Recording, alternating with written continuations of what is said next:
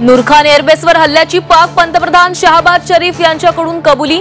9 मेच्या रात्री 2:30 वाजता लष्कर प्रमुख मुनीर यांनी फोन केल्याचा खुलासा।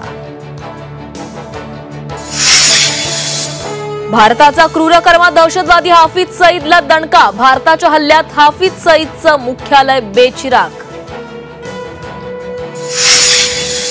भारत पाकिस्तानवर डिप्लोमॅटिक स्ट्राईक करणार। ऑपरेशन सिंदूरची माहिती जगभरात पोहोचवणार।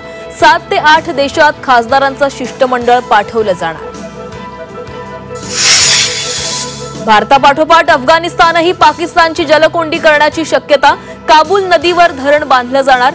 धरणासाठी भारताचं आर्थिक आणि तांत्रिक सहकार्य।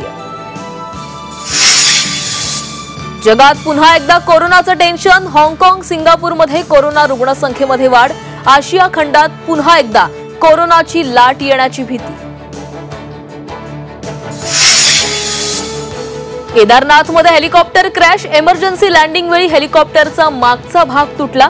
सुदैवानं कुठलीही जीवितहानी नाही।